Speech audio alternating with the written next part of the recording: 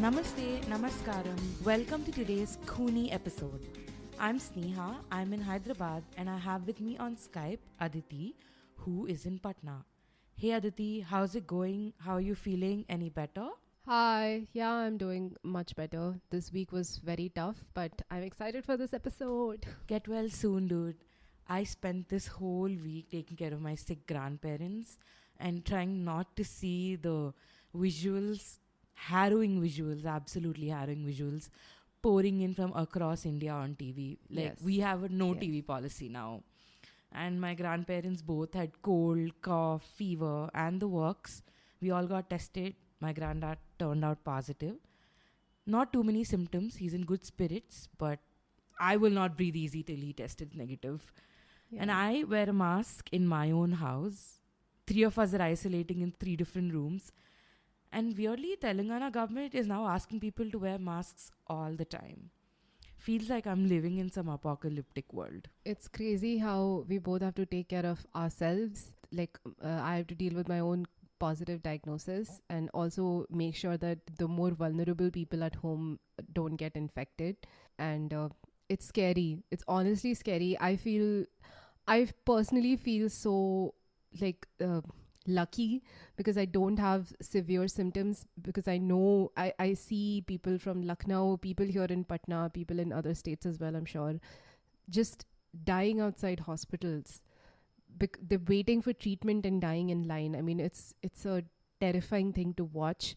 And I count myself very lucky that nobody I know or me myself will have to deal with that. Like, I'm getting better. The people around me are mostly vaccinated. So, yeah, I count myself lucky every single day. And I also feel a lot of anger when I look at visuals from Kumbh Mela, you know? I know that Exactly. a lot of those people who are right now in Kumbh, who are now testing positive, they will flout COVID regulations, get on flights, they will lie about their diagnosis, get on trains, they will come back, and they're going to start infecting people around their homes. And yeah, if you live in a BJP ruled state, not much will be done about it. Yeah, so please stay home. Ghar par raho. This is not a drill. Yeah. And to keep you company, we both have quite a lot of content coming up. Yeah. And thank you so much for subscribing to our new YouTube channel. We'll, soon have some exclusive content there. We're working on it. So stay at home and stay tuned and take care of yourselves and your elders. Mask up. So, after our regularly scheduled COVID cribbing session, let's dive back into Otto Shankar's story. So, the last time when we ended the episode, Shankar had just murdered Lalita. And just to recap, after Sudalai and Lalita eloped, Shankar went searching for her literally all over South India with his posse. He was desperate. He was angry. He found her. Actually, the police did, and they gave her to him and his friends. The police, who were obviously by this time in Shankar's pocket, did not listen to Lalita's cries for help, after which Shankar raped and murdered her. He buried her body behind his house in Periyar Nagar. Now he was out for Sudalai's blood because Shankar does not leave any stone unturned. And Shankar, by now, as you all know, really hated Sudalai. The man tried to steal Shankar's business. In fact, he used to fight with Rajendran, who used to manage Shankar's other newly opened brothel branch. Apparently, Sudalai used to go there to try and convince some of the women who worked there to join other brothels or to go freelancing in this place called Anna Nagar. Remember this, this will come up later. And it's probably because of this behavior that Rajendra knew that Sudalai was trying to pilfer Shankar's business. Their fights were often loud and messy, and they used to scare away business. Rajendra actually tried to, hide this whole problem from Shankar because who isn't scared of Shankar? But, there was a consistent dip in revenues of the brothel, and Shashi, the accountant, caught it. And Shankar obviously asked Rajendran, dude, what's happening? So then Rajendran spilled it all out. And enraged, Shankar kicked Sudalai out of the house at Kalakshetra Nagar. So, did he not have a wife I remember there was a wife. Yeah. I actually no idea. She just sort of got lost in the narrative. There is no information about her. I went looking for it, nothing. And a few days after that, to add insult to injury, Sudalai eloped with Lalita, and Shankar was basically seething when he found out. Shankar, of course, was not too off the mark about Sudalai's conduct. Sudalai was doing exactly what Shankar suspected he was doing. See, Sudalai was a crafty man. He did not want to be Shankar's lackey for the rest of his life.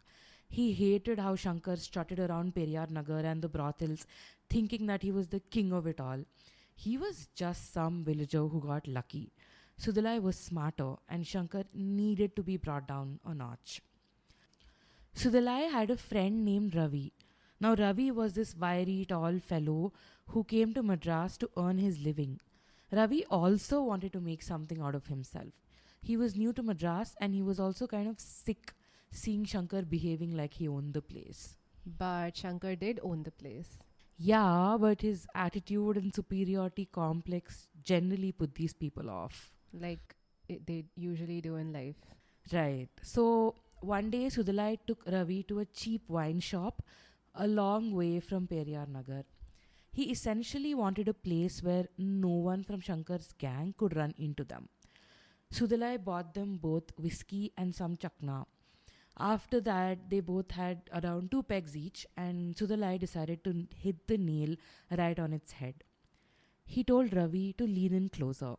Then Sudalai told him of his plan to slyly try and pilfer from Shankar's brothel business, and Ravi jumped at it. Ravi was happy. He got a chance to make some extra cash. Not only that, he was just so sick of Shankar. And both the men knew that the operation had to be planned very carefully. Secrecy was, of course, of the utmost importance. They could not trust anyone. Every day they took their time to spy on Shankar and how he operated his business and what could be the best place to try to steer away Shankar's customers. Finally, after a month of making plans, they decided that the best place to take away Shankar's customers was the Taj Mahal Hotel. So wasn't this where Shankar used to pick up his customers? Yeah. Okay, so the strategy is either extremely smart or incredibly stupid. We'll see as we go on. Anyway, so the grand plan was to lure Shankar's prospective customers away by offering them lower rates. Sudalai and Ravi made contacts with a few freelance sex workers in Annanagar, which was another locality in Madras. They convinced any women who wanted to join Shankar's brothels that they would be better off working for themselves. They told them that they would be able to keep the majority of money that they made from each client. They said that these women would not have to wait for weekends when they would be paid. With all parts of the plan in place, the duo began to approach men in Taj Mahal Hotel with the promise of cheaper rates and better women and take them in an auto to Annanagar to the women who were freelancing there. They managed to do this for a few weeks and then Shankar found out. Let me guess. Did he throw a bitch fit and beat up Sudalai? No, he threw a bitch fit and beat up his wife, Sumati. Also, just another point here, by this time unknown to Shankar, Sudalai was already in a relationship with Lalita. A few days after this, Sudalai and Lalita eloped. So that night again, Shankar took his anger out on his wife Sumati. He was very violent with her. He raped her, he burned her back with cigarettes, and in the wee hours of the morning, he told her that he would kill Sudalai and Lalita. In February 1988, Babu, Shankar, and another one of their associates went to Bhuvaneshwari's house. Okay, who is this Bhuvaneshwari now? So, time for another detour in the saga of Auto Shankar. Bhuvaneshwari was a Tamil actress, and she was a friend of Shankar's, one of many, many celebrity and influential friends. I tried to Google her, but I couldn't come up with anything. So, if anyone has any information on a Tamil actress named Bhuvaneshwari in the 1980s, please let us know. So, Bhuvaneshwari was introduced to Shankar by someone named Satyaraj. Who in their right minds would introduce an actress to this guy? I mean, he was still a fan of movies, so maybe he asked one of his influential VIP friends to introduce them. I don't know. And soon enough, Shankar introduced her to all his other associates. This sounds supremely unsafe. For her, I mean. Oh, and they all used to hang out in a house and play carom, and they even shared a car. Excuse me? A car? Whose car? What car? I mean, it was Bhuvaneshwari's car, but like Shankar used to quote unquote borrow it all the time. Sometimes he used to take it for days and leave it in Periyar Nagar until she would call him and ask him to bring it back. Wow, she had to call him and ask him to bring back a car that was hers, something she paid for. This guy, man. Yeah. But to be honest, I think we've all had friends like that in life. Yeah, it's just cars, vehicles. I think, yeah, Yeah. anything, bikes. I think I've been this friend in life to someone else. I apologize wholeheartedly. Anyway, so yeah, she had to. So that day in February 1988, Shankar and his friend went to Bhuvaneshwari's house to take her car. They spent some time there, had lunch, then took her car and roamed around the city, taking in the atmosphere of Madras. For them, it was like a vacation. Then they went to Marina Beach, sat there, eating peanuts, and then went to Taj Mahal Hotel to check on business. As they were entering the hotel, they saw Sudalai and Ravi standing at the gate and smoking. They stopped the car and Shankar looked at Babu. Shankar grinned at him and told him something in his ear. And then Babu yelled, Sudalai, you're finished. Dramatic. And then they sped inside the hotel. But as they were waiting for the lift inside the hotel, Shankar looked Babu dead in the eye and said, I will only be able to sleep in peace once I kill Sudalai, and walked right into the lift, ominously. Such drama. Much wow. Okay, and I can totally imagine this scene in my head. Yeah. I'm pretty sure they put this in all the movies and the serials they make on this man. Yeah, man, it's a very cinematic moment if you think about it. Like, I can picture them in these 80s type clothes, all sunglasses indoors and bell bottoms, and Shankar in one white button down and black bell bottom pants and always smoking a cigarette. Yeah, I can imagine. uh, okay, but that's all that happened that day. After a few days, Sudalai was in the market looking at groceries when Babu walked up to him and said, Anna wants to see you. At first, Sudalai tried to put on a brave face and he said, Why? So Babu says, nothing much, he just wants to chat, the usual. After all, we're all friends in the same business, right? Sudalai could not believe his ears. What was Babu saying? Why? Was he sober? Shankar never says anything like that. He's never done that in his life. All these things kept going around in his head. And then Babu says, Come on, hurry up. And immediately Sudalai knew something was phenomenally wrong. He did not get a good feeling at all. He worked with Shankar enough to know that Shankar does not just chat. Shankar only talks to people for one reason. But he decided to play along anyway. So he got into an auto with Babu. On the way to their destination, they picked up other guys, Mohan, Eldin, Shivaji, and Selvaraj. First, they stopped at Mohan's liquor shop at Periyar Nagar. They picked up bottles of brandy and whiskey. And then the auto started again. By this time, Sudalai started sweating buckets. Soon they reached their destination. It was Shankar's house in Periyar Nagar. They all went inside the house, and Shankar was waiting there with some food. He welcomed Sudalai with open arms. He asked him to partake in the festivities. He said he only called him because he wanted to check up on him and said whatever it is, they were all friends at some point. He didn't want to lose Sudalai over petty squabbles about women and business. And he says, our friendship runs deeper than that. Oh my god. Yeah. So this sort of put Sudalai at ease for a while, and he continued to drink brandy and eat the snacks. And after a few hours, he was inebriated and was uninhibited enough to ask Shankar about the elephant in the room, Lalita. So Shankar says, don't you worry. She is on an all India tour with a VIP. She'll come back in a few days. You know how these celebrities are, right? They take women with them for days and days. I did not kidnap her. She came to me herself asking for money because she wanted to set up a nice house for herself. She loves you very much. She never loved me that much. But she was not the woman for me. I am happy with my women. Since she's a cabaret dancer and she has more demand, you know how these VIPs are, right? Every time they see something fancy and shiny, they just want it. The objectification of women in this whole story is just astounding. Yeah, it is. So, in his drunken state, Sudalai ate up all the lies Shankar fed him. Shankar kept pouring more and more brandy. All this time, Shankar was making drunken chatter with Sudalai. All of his associates were there, and they were all having what seemed like a good time. When the clock struck 12, the atmosphere in that room took a turn for the worst. In the time it takes to flick a switch, Shankar turned maniacal and started beating Sudalai. Soon enough, all the other men also started hitting a very, very drunk Sudalai. The men aimed for his head, his face, his chest, his stomach, and his genitals. And Sudalai was moaning in pain. Shankar kept yelling at him, saying that he destroyed his life. He screamed at Sudalai and said that his little stunt had become a hindrance to his successful brothel business and that his clients now wanted cheaper prices. Then they continued to beat him. After a while, Shankar signaled to Babu to strangle him with a towel. Shankar held down Sudalai's legs as Babu strangled him. Once, Sudalai's heart stopped beating and he took his final breath. Shankar kicked him in the stomach.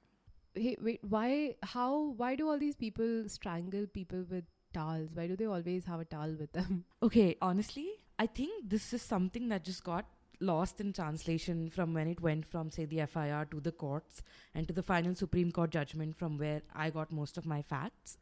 I think what the judges meant by a towel is that little piece of cloth you see some South Indian men wear over their shoulders when they wear a lungi. I'm sure you've seen it in movies. Yeah, it's called a veshti, right? If I'm not mistaken. Oh, yeah. I forgot what it's called in Tamil, but I think that's correct. Yeah. And as a South Indian woman, it's my duty to point it out. And Aditi, as she rightly pointed it out, it's a veshti. In Telugu, my language, it's called a kanduva, and it's made of cotton. And maybe it's a good way to strangle people. If we are wrong, you can correct us about what the thing is called, not whether it's a good tool or not to strangle people. Also, because you will not leave any traces of fingerprints if you strangle someone with a cloth, right? No, please, this is not an instructional podcast. Do not do this. Listen to us. Jail and court are not fun, not in India, not anywhere. So please. Yeah, please. Then Shankar ordered that they should burn Sudalai's body there itself in the house. He said that there will be less room for being found out. He sent Eldon and Mohan to bring 6 liters of petrol. Eldon and Mohan went on the TVS 50 belonging to Mohan and brought the petrol. Sudalai's body was placed in a first floor room that faced east. Shankar removed the gold ring and a gold chain from Sudalai's body. These were given by Shankar to Sudalai at the time of Shankar's housewarming ceremony. Remember that big do he had at his Periyar Nagar house? That one. Yeah. He did not want the traitor to steal gold from him. Gold that he gave as a symbol of trust and family. Yeah, oh my god, this can't get more South Indian than this. Anyway, jokes apart, a few minutes later, Mohan and Eldon returned with petrol. The men poured it on the body of Sudalai. Shankar then lit a cigarette with a matchstick, took a deep drag and threw the burning stick on Sudalai's body. The body caught fire and started burning. They closed all the windows and came out. After some time, they heard some sounds indicating that the stomach had burst, like as we said in the beginning of our last episode. And a few hours later, the fire started extinguishing. Eldon asked Mohan to go down and bring kerosene and some planks. They poured the kerosene on the burning body and they lifted the body and placed it on the planks. Then Shankar told them to drop the unburnt parts of the body at the Muttukudu boatyard. At about 2 or 2:30 a.m., they wrapped the unburnt portion of the body and the planks in a bedsheet. Eldon and Mohan then brought the car around to the front of the house. The other men brought the body down and put it in the boot of the car. Shankar drove the car. On the way, he saw Shashi, the brothel accountant, and Raghu. Shankar also asked them to get into the car, saying that they had to bring back Arak, and gave the steering wheel to Raghu. Before reaching the boatyard, they dropped Raghu and Shashi, since they did not want these two to know that they were off dropping off Sudalai's body. Along with them, Shankar also dropped off Eldin just to avoid any suspicion from Raghu and Shashi. Then they proceeded to Muttukudu boatyard and threw away the remnants of the dead body, which were not traced. Sudalai's body parts were actually never traced by the police. They came back about, maybe 5 or 5:30 in the morning. Shankar asked Mohan to bring Toppai Mistry and painter Manuswamy. These two men came, and then they were told that the bed caught fire in the night, and that was how the paint became black. Painter Manuswamy and Toppai Mistry painted the room and also did the other repairs, and Babu oversaw it all with Shankar. After 2 days, when Shankar and Mohan were talking, Ravi, and this is Sudalai's associate, remember that guy who they planned and all? So he came and said that he was searching for Sudalai and he had not seen him since a few days. He asked Shankar why Sudalai wasn't around, and he alleged that Shankar took him, and basically he went on to ask Shankar why this was happening. Shankar obviously did not like this. He suspected that Ravi was often inquiring about Sudalai, and he planned to kill this Ravi as well. Shankar ordered Babu to finish off that filth, Ravi. He said that this piece of shit is very close to exposing them, so he needed to be silenced forever. In March 1988, Shankar, Mohan, Eldin, Shivaji and Babu were drinking in Mohan's house at Ranganathapuram, where he also had to house the sex workers who worked in Shankar's brothels, and the place was called the Go Down. Ew, could they get any more disgusting? I mean, this objectification of women is too much. I mean, I wasn't expecting respect, but this is a lot. Yeah, they can, and they will in just a little bit. So they invited Ravi to Mohan's house. And Ravi went. How is everyone so stupid? Hindsight is 2020. Don't say 2020. Was that a joke? What do you think? I don't know. Anyway, so at about 9 or 9:30 p.m. at night, Ravi came to Mohan's house, and then Shankar offered him a brandy. Ravi said he does not drink brandy. So Shankar gave him $100 and said, go buy whiskey. While Ravi was out buying whiskey, Shankar told Babu and the others that if after coming back Ravi asks anything about Sudalai, he should be finished. Whiskey or brandy they drank. Who cares? It was all illicit, I'm thinking. Like it was prohibition time in Madras. Anyway, but a part of me thinks that it was Mansion House brandy. Like it was all the rage in the 80s. Anyway, so meanwhile, Ravi brought whiskey and all of them started drinking. After a while, a drunk Ravi started saying that Shankar killed Lalita and he also finished Sudalai. He then proceeded to threaten Shankar, saying that if he complains to the inspector of Thiruvanmiyur, Shankar will be incarcerated and his life and businesses will go to waste. He then blackmailed Shankar, which was a bad move as far as I'm concerned. Yeah. He said that he would keep quiet if Shankar buys him a new auto. My God, this guy is just so stupid and so greedy. Why the fuck would you blackmail a known sociopath at this point? He knew it. He's a regular Khatro ka khiladi, this guy. Seems like. Anyway, so after this, Shivaji and Eldin got angry and demanded to know why Ravi was blackmailing Shankar. Ravi asked him to shut up. Another big mistake, I think. It's just, Ravi is on a roll. Then Shivaji got angry and slapped Ravi, and all of them decided to finish him off. Eldin, who was at the door, marched up to Ravi and caught hold of his hair and dragged him and made him sit near the wall of the bathroom. Shivaji picked up a towel and strangulated Ravi's neck. Shankar closed his mouth and nose and pressed the towel. Then Babu sat on his chest. Mohan caught a hold of Ravi's hands and Shivaji caught a hold of his legs. After his death, they decided to bury the body there itself. Shankar asked Mohan to bring painter Manuswamy and Toppai Mistry, and then when they came, Shankar told them that some Arak barrels have come and they need to be buried and a pit has to be dug. Accordingly, the pit was dug by painter Manuswamy and Toppai Mistry, And Shankar gave a false alarm that the police are coming. So both Painter and Thopai would leave the place immediately. After that, Babu, Mohan, and Shankar, Eldin, and Shivaji put the body in the pit and closed it. They also placed the clothes which were worn by Ravi in the pit. Shankar warned all the men who had participated in the murders never to tell anyone, and also threatened them with dire consequences if they ever revealed the murder to anybody. Then things were quiet for a few days. But of course, you can't hide a murder forever.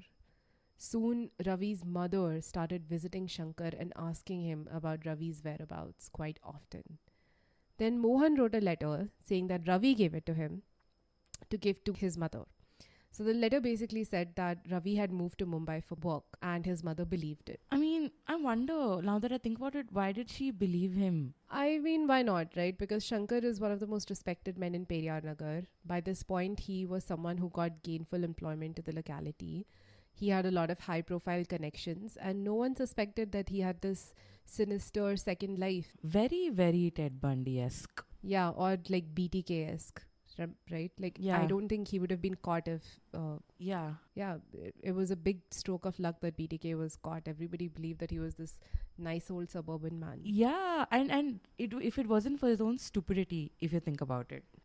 Yeah, yeah. So for now, he was enjoying the respect and love that he was getting from the locality. But of course, this would all come to an end very soon. It was the May of 1988. Madras was hot and humid. At around 10 a.m. in the morning, two men took a sex worker from Shankar's brothel in Periyar Nagar.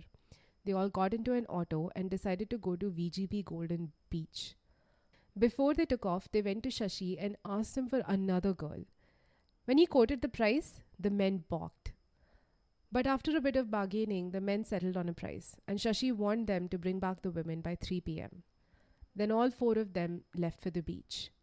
At around 2:45 p.m., three men named Sampath, Mohan and Govindraj were going in an auto near Periyar Nagar. They were drunk, and they also had a history with Shankar. Of course, at this point, who didn't? If they didn't, they wouldn't be in our story. Yeah. So these three men were from Mandaveli area and were friends with Shankar's gang members. They had in the past been caught misbehaving with Shankar's women, and thus Shankar had his eye on them. All these three men used to frequent the Taj Mahal Hotel, which was Shankar's main place of business. On that fateful day in May 1988, the three men saw Anita getting down from another auto. The three men stopped their auto, got down, caught a hold of Anita, and molested her. Anita started screaming. She began to scratch, bite, try to fight them off. Shashi and Eldin were having tea, and when they saw the scene, they tried to intervene. Eldin at this point was yelling at the men to leave Anita alone, but the three men threatened Shashi and Eldin and told them to get lost. At around 3:30 p.m., Babu, Shankar and Shivaji were playing cards at Sumati's house. Shashi burst into the room, panting. Then he collected his breath and told Shankar that the three men from Mandaveli first molested Anita, and when they tried to intervene, they beat up Eldin. He said that all three men still had Anita with them. Immediately, Shankar dropped the cards he had in his pocket. He yelled, "I'm going to teach those fellows a lesson they will never forget." Then Shankar, Babu, Shivaji and Mohan rushed to the 29th Cross Street along with two others, Palani and Paramasivam. On the way there, they took casuarina poles from the nearby shed of Mohan's Arak shop. Mohan, Jaivelu, Raman and Selvaraj also joined them. They all went there carrying casuarina sticks and they were all ready to fight. So what happened to those two customers who had taken the two women? Is that relevant to the story or? Yeah. So one of the women was Anita. So they took Anita and another woman. And actually I couldn't find a mention of those three, what happened to them. Because Anita was there because she came forward to testify in Mohan's trial. Saying that, you know, he helped her and stuff. But pretty much there was no other mention. Yeah, of the three of them. Okay, got it. So as soon as the men reached there, Shivaji went straight for the auto driver carrying the three men. He beat up the auto driver. After a few minutes, the man managed to get away from Shivaji and get into the auto and escape. As this was happening, Shankar and his gang circled the three men and attacked them. Mohan from Mandaveli escaped and started running. Babu and Mohan, this is Shankar's brother, immediately began to chase him. Mohan from Mandaveli ran into a nearby firewood shop and hid. Unfortunately for him, his pursuers saw him as soon as he ducked into the shop. Both Mohan and Babu broke into the shop and dragged the other Mohan out. Two passers-by on the road saw this. These two passers-by would later testify in the trial against Shankar. Meanwhile, Shankar and the others dragged Sampath and Govindraj and brought them to the cement floor behind the illicit arak shop. After a few minutes, the other two also brought Mohan there. Then Shankar and his men started beating the three of them with casuarina sticks. And this was happening in broad daylight in front of 5 people who worked in the arak shop. And while this was happening, Shankar dispatched one of his men to Mandaveli to verify if the 3 men were actually from Mandaveli. Wow, how meticulous. Yeah.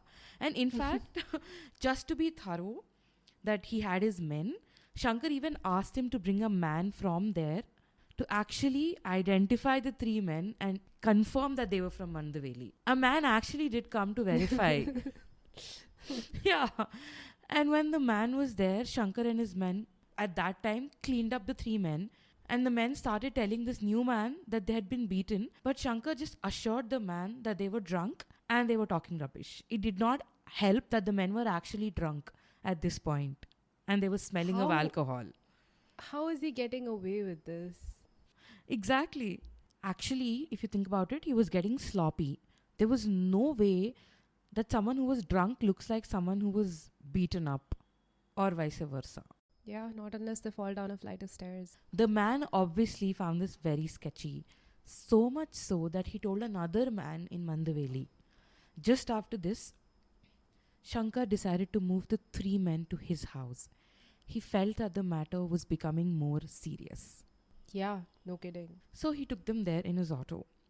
When he reached his house, he also threatened the neighbors not to reveal this to outsiders who were from outside Periyar Nagar.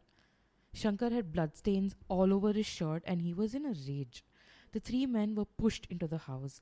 They were dragged inside the storeroom and Shankar's men locked it. They continued to beat up the 3 men for some more time. And then they left. At about 10 p.m., after a hearty dinner and some alcohol, Shankar, Babu, Eldon, Shivaji and Mohan opened the door to the storeroom. Sampath and the other Mohan were already dead. Govindraj was on the brink of death and he was groaning. Shankar felt that it was too dangerous to leave him alive. They dragged him outside the storeroom and they killed him by throttling him.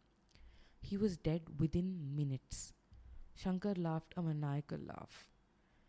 Babu then gave Shankar the idea to bury the dead bodies in the basement of the building under construction. And remember, Babu's father was a contractor / mason. So this house's contractor was Babu.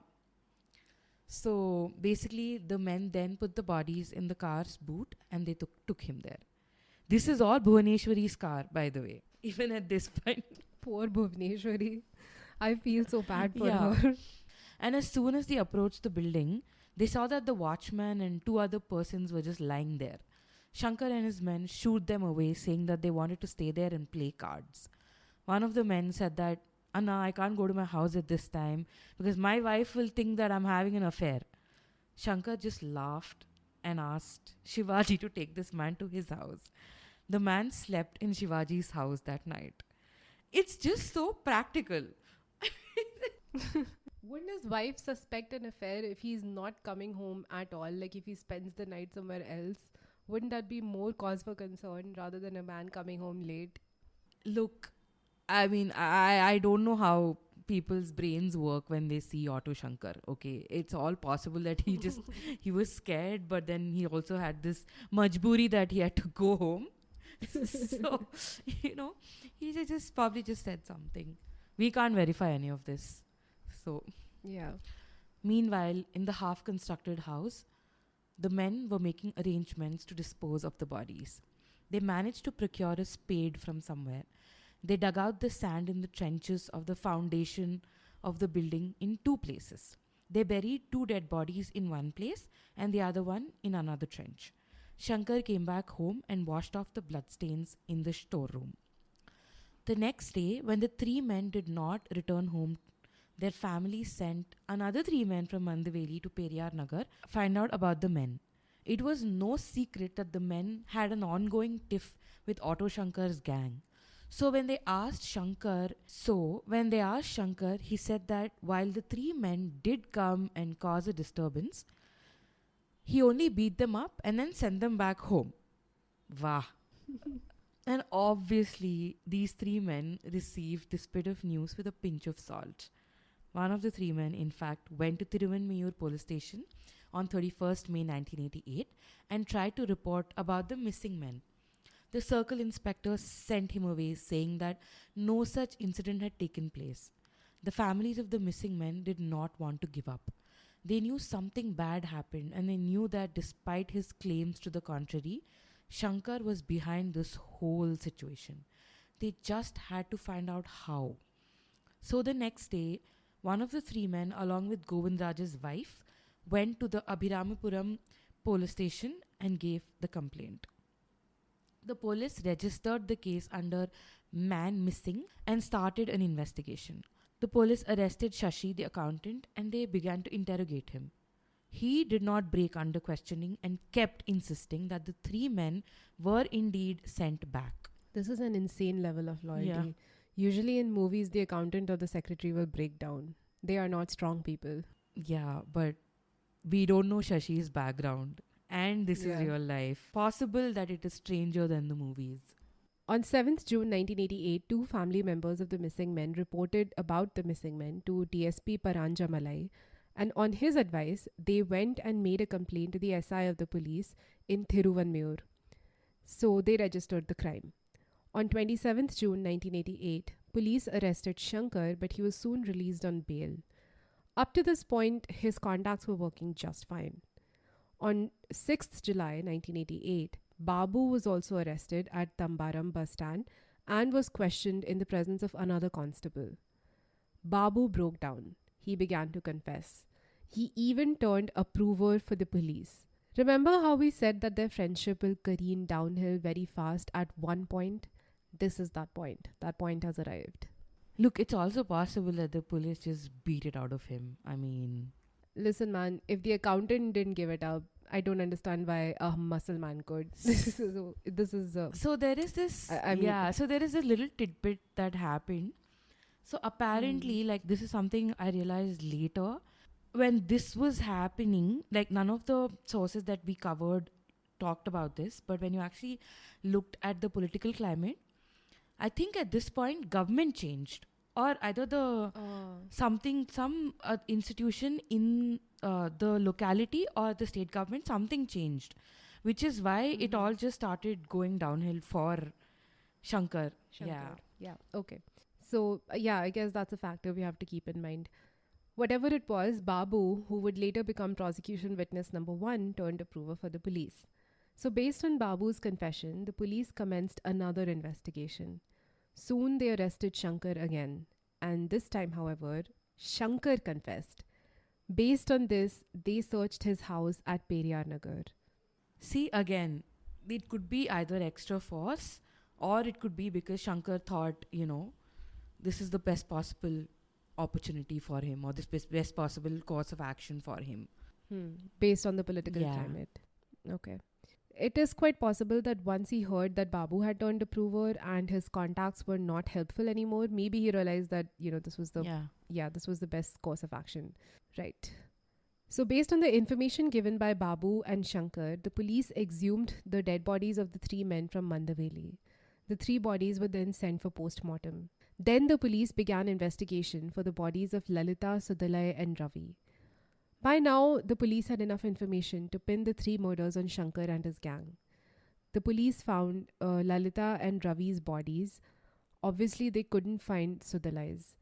But when the police were searching Shankar's house, more specifically the room on the first floor where Sudalai had been burned to death, they found a lot of small pieces of evidence that could link Sudalai's death to Shankar. Wait, didn't they get 2 other people to clean it and then they got it painted and whatnot?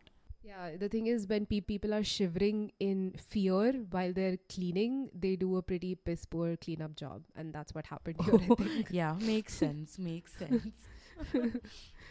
So, anyway, so now based on the statement of a few more witnesses who came forward, the police arrested Mohan and re recorded his confession. A few days later, they even recovered the dead body of Ravi from Shankar's house. This body had decomposed and it was almost a skeleton at this point. His postmortem revealed that the cause of death was strangling. And it was not too long before they recovered the bodies of the remaining three men as well. Postmortem conducted on the bodies revealed that Sampath and Mohan died of beatings and Govindraj died of strangulation. Shankar confessed about Lalita and where her body was buried. He even told the police how he killed her. After he raped her, he started beating her, and Lalita started hitting him back. Hearing the noise, Mohan and Eldon came running into that room. Shankar ordered the two men to beat her up. Mohan pulled her by her hair, and Eldon held her back by her hands. Shankar then strangled her. After she died, Shankar removed her earrings and chain. They buried her body in a garden outside Mohan's liquor shop in Kuttumadu. They buried the body near the north entrance of the liquor godown. The police immediately took off to Kuttumadu. They did not have to dig long before they found her body. They had a tehsildar with them when they exhumed Lalita's remains. They also seized samples like hair, broken bangles, pieces of blouse, etc., and sent them for postmortem along with the body.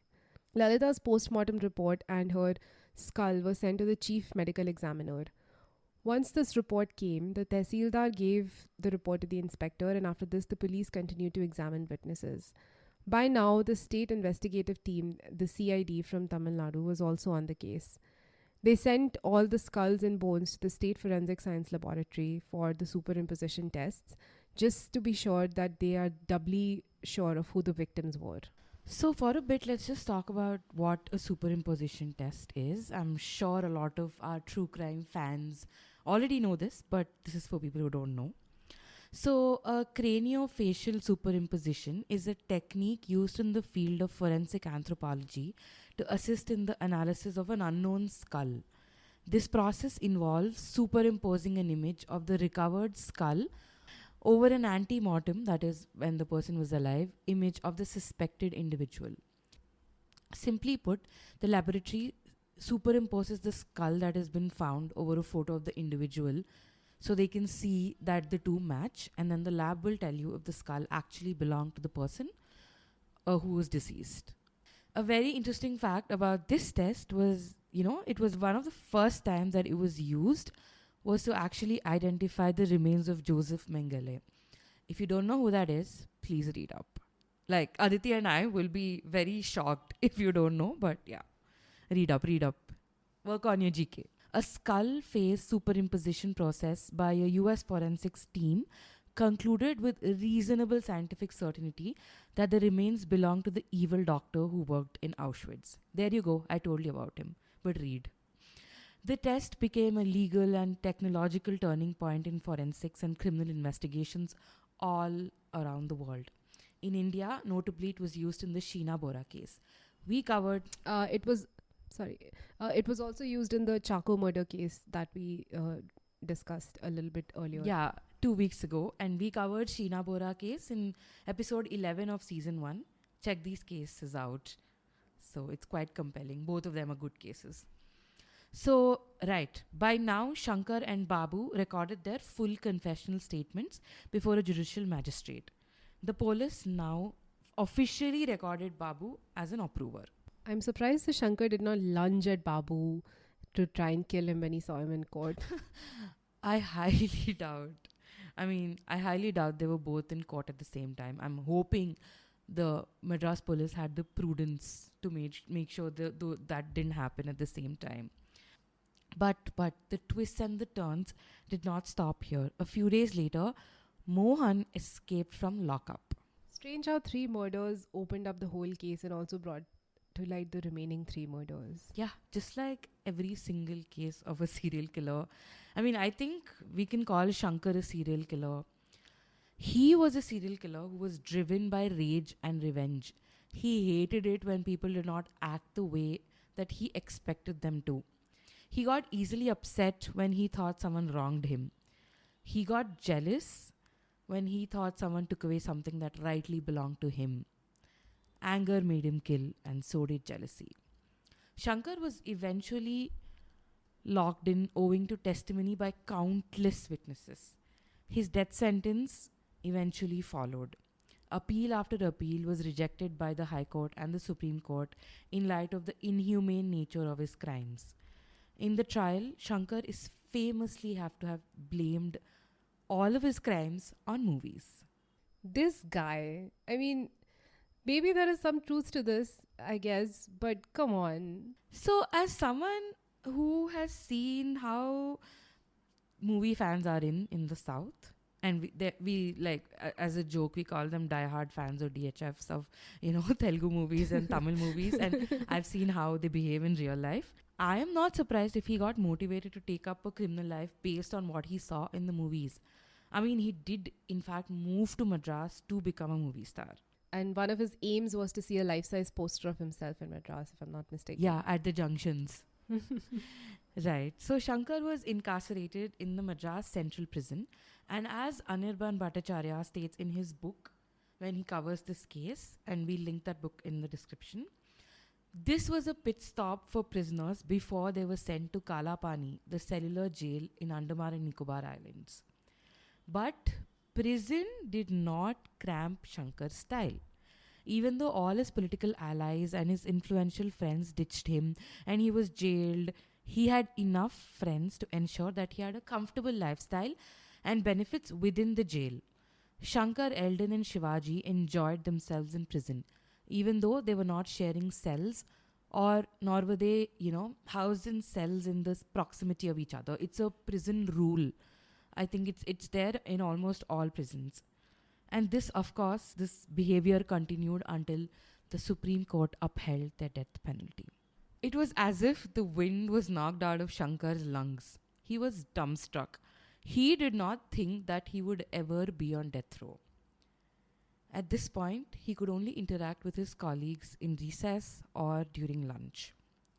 One humid day, as the trio were in the yard during recess, Shankar promised his men that they will not die. He was cool and collected when he said it. And as usual, his two lackeys, who worshipped him, believed this completely.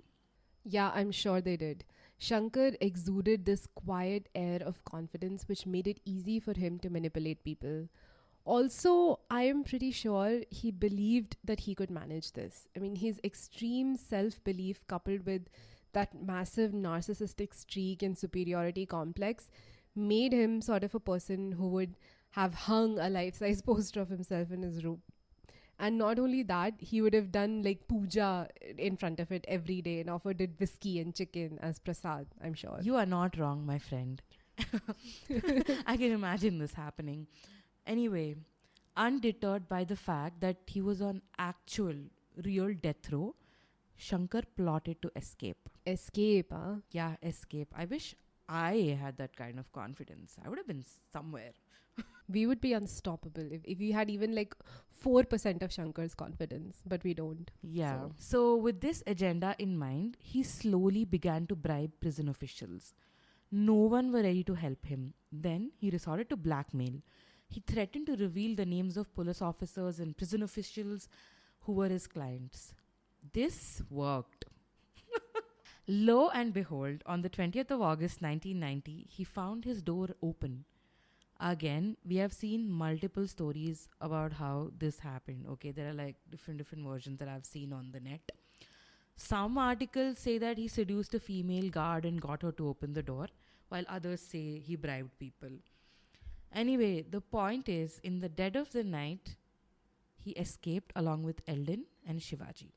The next morning, the Madras Central Jail was in a tizzy. There were open cell doors and footprints on either side of the compound wall. 12 junior officers and wardens were suspended. The news media covered this as best as they could. They swarmed all the places that they were allowed into. There was a lot of criticism leveled at the police, the jail, and the politicians. At this point, Shankar was still confident that he would make it out of the country alive. My God, What is this Charles Sobraj level of confidence? I mean, in Cooney's quote unquote learned opinion, there is no better jailbreaker than Charles, at least in Asia. If there is, someone let us know, please. Yeah, please. We would cover them. Yeah. Okay, interesting that you brought this up though, because just like Charles Sobraj, among the general public, Shankar also had his fair share of fans and his fair share of people who would shit bricks at the mention of his very name.